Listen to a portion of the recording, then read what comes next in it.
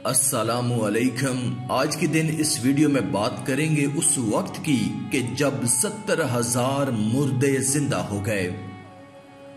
یہ حضرت حزقیل علیہ السلام کی قوم کا ایک بڑا ہی عبرت خیز اور انتہائی نصیحت آمیز واقعہ ہے۔ اگر آپ کو یہ ویڈیو پسند آئے تو کمنٹ میں ماشاءاللہ اور سبحان اللہ ضرور لکھ دیں، شکریہ۔ دوستو، حضرت حزقیل علیہ السلام حضرت موسیٰ علیہ السلام کے تیسرے خلیفہ ہیں جو منصب نبوت پر سرفراز کیے گئے۔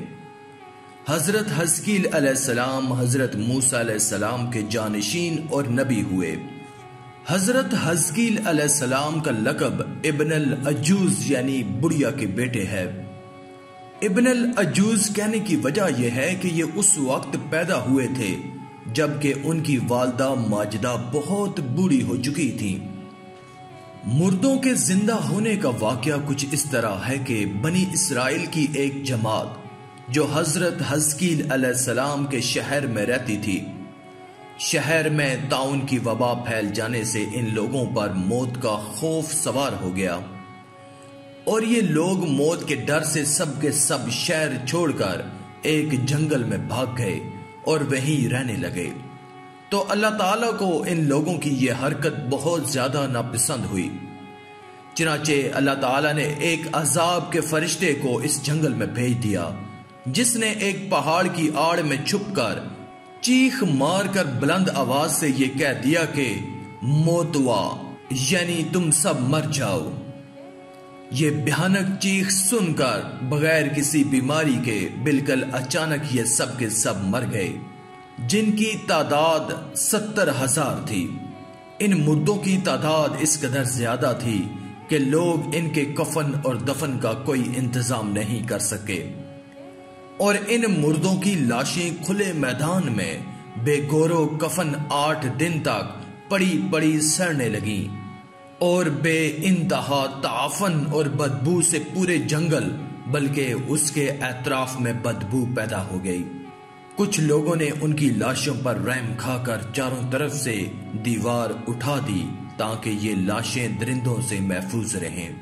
کچھ دنوں کے بعد حضرت حزقیل علیہ السلام کا اس جنگل میں ان لاشوں کے پاس سے گزر ہوا تو اپنی قوم کے 70,000 انسانوں کی اس موت ناگہانی اور بے گورو کفن لاشوں کی فراوانی دیکھ کر رنج و غم سے ان کا دل بھر گیا۔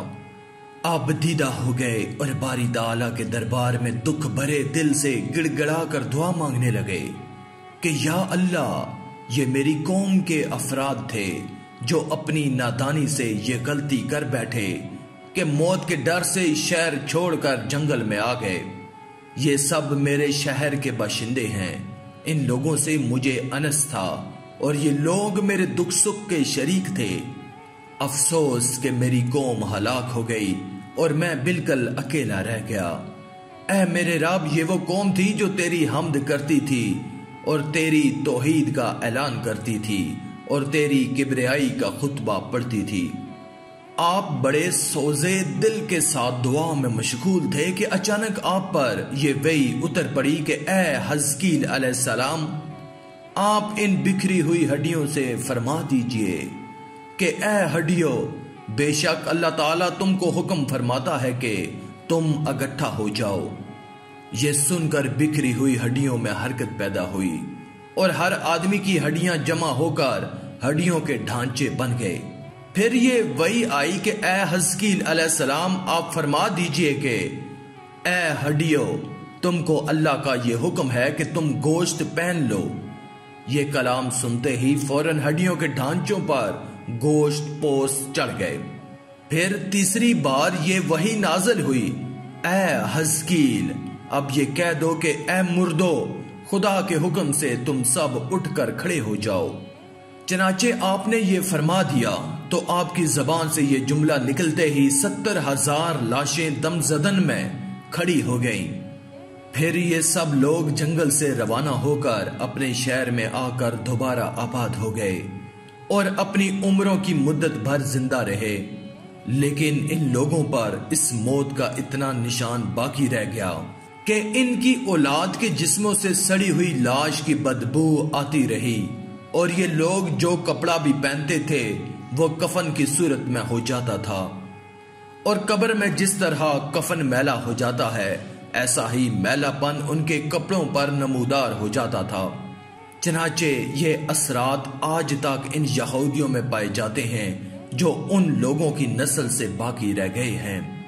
یہ عجیب و غریب واقعہ قرآن مجید کی سورہ بقرہ میں خداوند قدوس نے اس طرح بیان فرمایا ہے کہ اے محبوب، کیا تم نے نہ دیکھا تھا انہیں جو اپنے گھروں سے نکلے اور وہ ہزاروں تھے، موت کے ڈر سے تو اللہ نے ان سے فرمایا مر جاؤ، پھر انہیں زندہ فرما دیا۔ بے شک اللہ لوگوں پر فضل کرنے والا ہے، مگر اکثر لوگ ناشکرے ہیں۔ دوستو، آدمی موت کے ڈر سے بھاگ کر اپنی جان نہیں بچا سکتا، لہٰذا موت سے بھاگنا بالکل ہی بیکار ہے۔